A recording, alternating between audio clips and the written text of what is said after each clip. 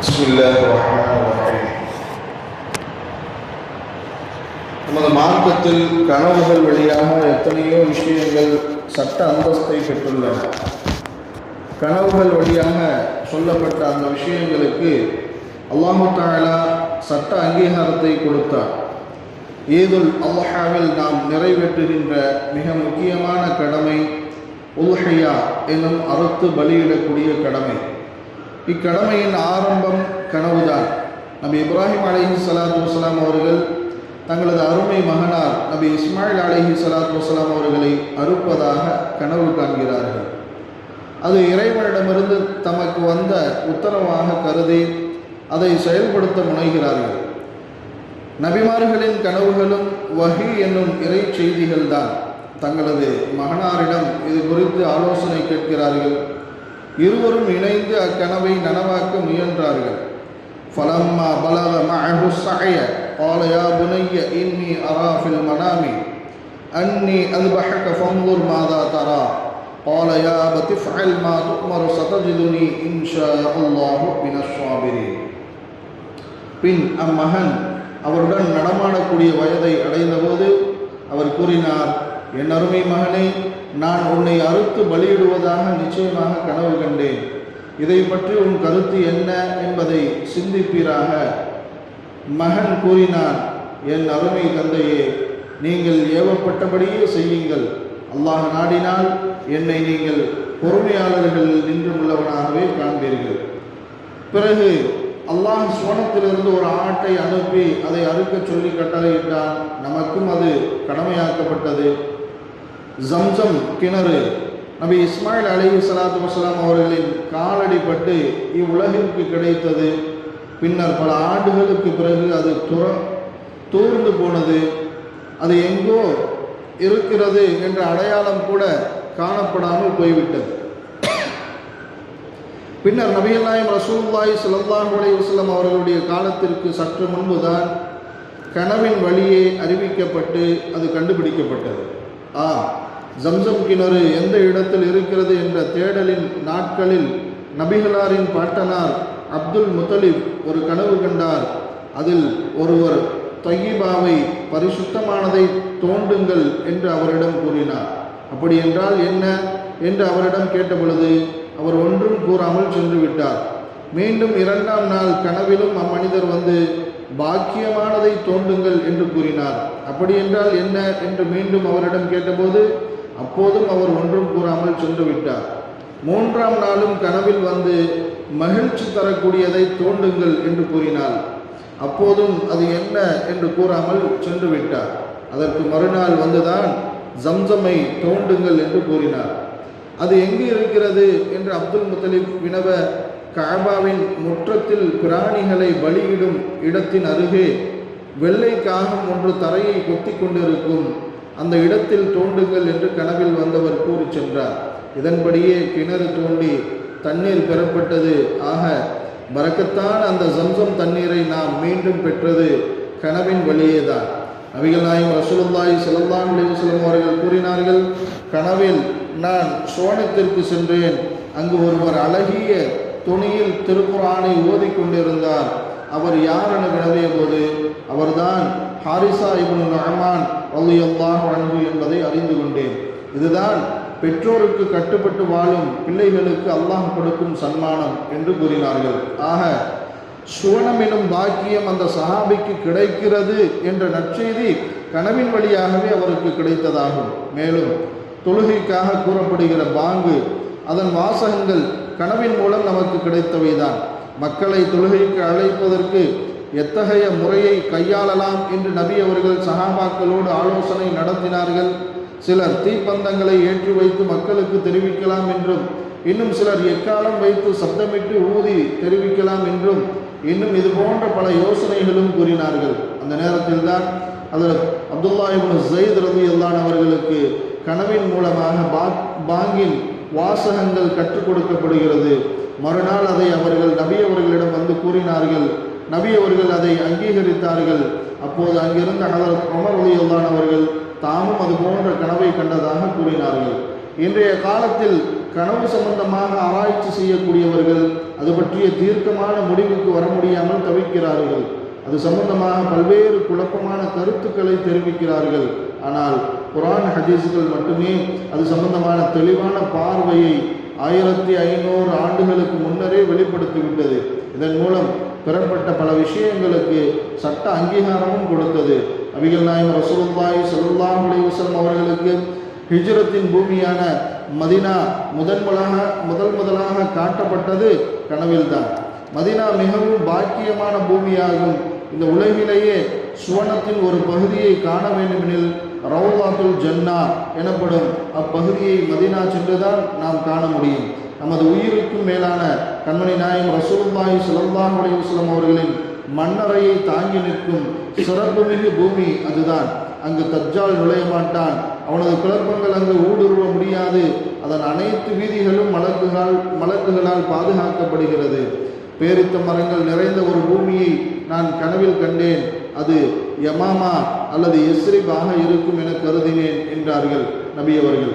பின்னர் அது எஸ்ரிப் தான் என்பது உறுதியானது. எஸ்ரிப் என்பது மதீனாவின் பழைய பெயராகும்.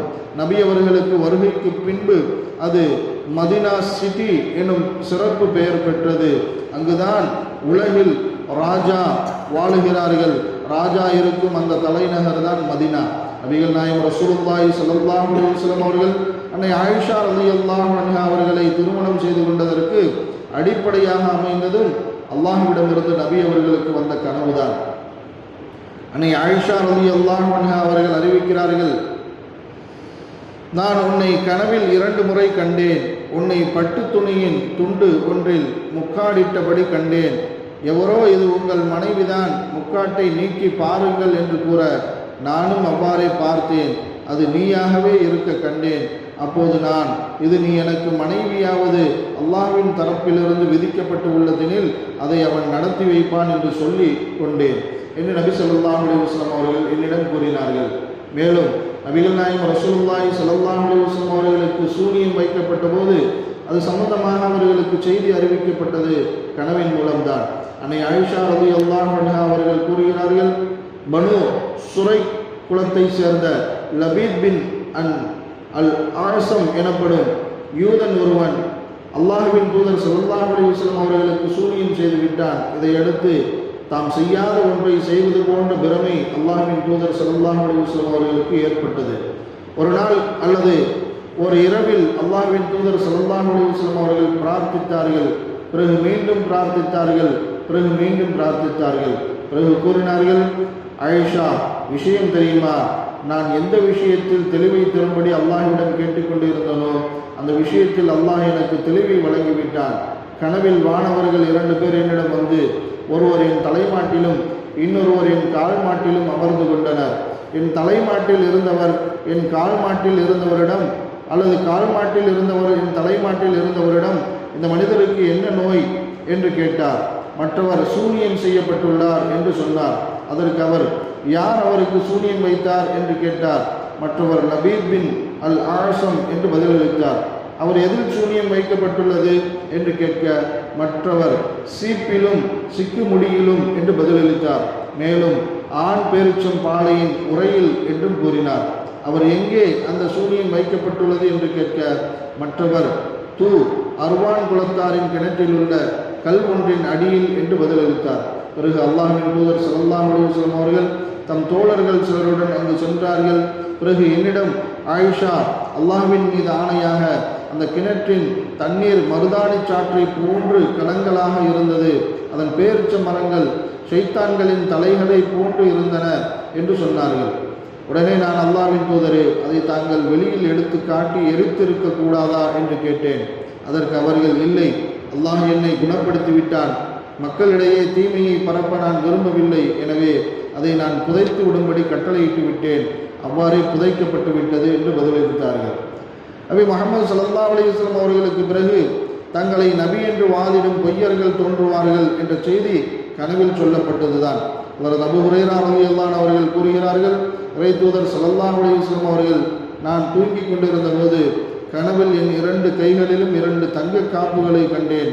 அவற்றின் விளக்கம் எனக்கு தெரியாமல் இருந்த நிலை. என்னை கவலையில் ஆழ்த்தியது. எனவே கனவில் அவ்விரண்டையும் ஊதும்படி எனக்கு கட்டளையிடப்பட்டது. அவ்வாறே நான் ஊதினேன். உடனே அவ்விரண்டும் பறந்து விட்டன. எனவே நான் அவ்விரண்டுக்கும் எனக்கு பின் வெளிப்படவிருக்கிற மகா பொய்யர்கள் இருவர் என்ற விளக்கம் கண்டேன். அவ்விருவரில் ஒருவன் அனசி, மற்றொருவன் முசைலமா என்று கூறினார்கள். நபி அவர்களின் காலம் தொடங்கி இறுதி காலம் வரை இவ்வாறான பொய்யர்கள் நிறைய நபர்கள் வருவார்கள். மன்னர் ஹாரூன் ரஷீத் பாதுஷாவின் அரண்மனைக்கு வந்த ஒருவர், நான் தான் அல்லாஹ் என்று கூறினார். உடனே மன்னர் அவர்கள் சிறிது நாட்களுக்கு முன்பு இங்கு ஒருவர் வந்து, நான் தான் நபி என்று வாதிட்டார். இப்போது அவர் கொடுஞ்சிறையில் வாடுகிறார் என்று அவரை பயமுறுத்தும் விதமாக கூறினார்கள். உடனே அவன், அப்படியா, அப்படி ஒருவனை நான் நபியாக அனுப்பவே இல்லையே என்று கூறி அங்கிருந்து நழுவினார். உஹது போரில் முஸ்லிம்களுக்கு முதலில் தோல்வியும் பின்னர் வெற்றியும் ஏற்பட்டது. இவ்விஷயத்தை கனவின் மூலம் முன்கூட்டியே நபி அவர்களிடம் கூறப்பட்டது. நபி ஸல்லல்லாஹு அலைஹி வஸல்லம் அவர்கள் கூறினார்கள், எனது கனவில் நான் எனது வாள் ஒன்றை அசைக்க அதன் முனை உடைந்து விடுவதாக கண்டேன். அது உஹது போரின் போது முஸ்லிம்களுக்கு ஏற்பட்ட இழப்பை குறித்தது. பிறகு அதே கனவில் மற்றொரு முறை அந்த வாளை நான் அசைக்க அது முன்பிருந்தபடியே மீண்டும் ஒட்டிக்கொண்டு அழகாகிவிட்டது. அது அல்லாஹ் அதே உஹது போரில் கொணார்ந்த உறுதிப்பாட்டையும் சிதறி ஓடிய முஸ்லிம்கள் மீண்டும் ஒன்று திரண்டதையும் குறித்தது. அந்த கனவில் நான் சில காளை மாடுகளை பார்த்தேன். உஹதில் கொல்லப்பட்டவர்களுக்கு அல்லாஹ் அளித்த அந்தஸ்து அவர்கள் இந்த உலகில் இருந்த நிலையை விட அவர்களுக்கு சிறந்ததாகும். எனவே அந்த மாடுகள் உஹது போரின் போது கொல்லப்பட்ட இறை நம்பிக்கையாளர்களை குறிப்பவை ஆகும். இவை அல்லாமல் சின்ன சின்ன பல்வேறு விஷயங்களையும் கூட அல்லாஹு தஆலா நபி அவர்களுக்கு கனவின் மூலம் காண்பித்து கொடுத்தார். ஒரு முறை நபிகள் நாயகம் ரசூலுல்லாஹி ஸல்லல்லாஹு அலைஹி வஸல்லம் அவர்கள் சஹாபாக்களிடம், அபூ ஜஹல் என்னிடம் பைஅத் செய்வது போல் கனவு கண்டேன் என்று கூறினார்கள். ஹதரத் ஹாலித் இப்னு வலீத் ரலியல்லாஹு அன்ஹு அவர்கள் இஸ்லாத்தை ஏற்றபோது அல்லாஹ் தங்களது கனவை உண்மையாக்கிவிட்டான் என்று சஹாபாக்கள் கூறினார்கள். என் கனவின் விளக்கம் அதுவல்ல என்றார்கள் நபி அவர்கள். பின்னர் அபூ ஜஹலின் மகன் ஹதரத் இக்ரிமா ரலியல்லாஹு அன்ஹு அவர்கள் இஸ்லாத்தை ஏற்றார்கள். இப்போது நபி அவர்கள், இது குறித்து தான் எனக்கு அன்று கனவில் சுட்டி காட்டப்பட்டது என்று விளக்கினார்கள். கனவின் மூலமாக நற்செய்திகள் கூறப்பட்ட நல்லடியார்களைப் போல் நமக்கும் அல்லாஹ் பல்வேறு விதமான நற்செய்திகளையும் அதன் பலன்களையும் கொடுத்து நமது இம்மை மறுமையை சிறப்பாக்கி வைப்பானாக.